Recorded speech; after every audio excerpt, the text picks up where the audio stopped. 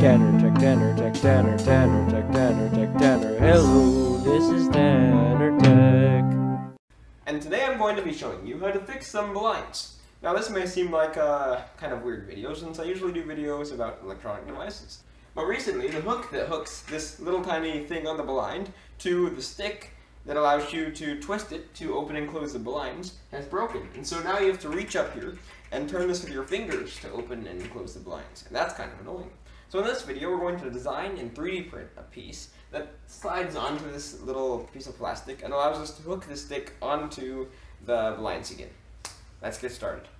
So the goal of this video is to hook this little hook right here onto this little nub that's sticking out of the blinds. So that way we can attach this and we can use this to turn the blinds and open and close them.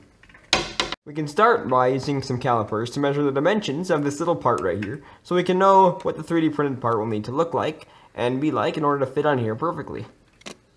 You can then draw out your design, so that way you can know exactly what your part's going to look like when you draw it out in CAD or computer-aided design.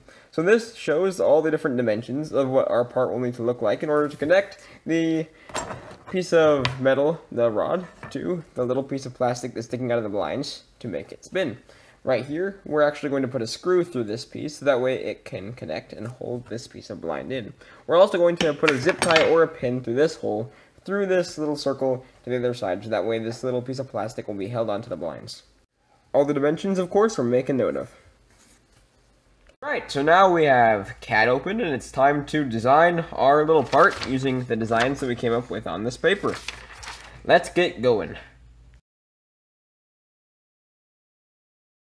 Okay, so now after your part has been created inside CAD, you can then use one of these programs like Simplify 3D Creator to turn the STL file from the CAD program into a G-code file that the 3D printer can recognize. Okay, so now you can generate some support material, set your infill percentages, set the type of plastic, and once you do this, you can click Prepare, and it will create a G-code file on this little card called Blind Fix It. And so then your G-code file is prepared. You can move your SD card to your printer and you can let it go. So after your 3D printer is all warmed up, you can go into your SD card and select the file you want to go. Click OK, and your printer is going to start.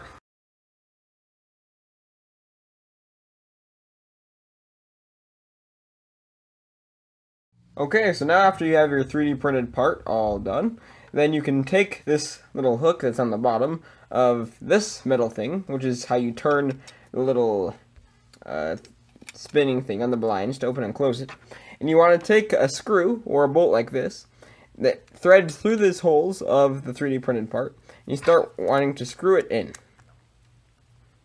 want to make sure this goes almost all the way through, and then you're going to insert the plastic.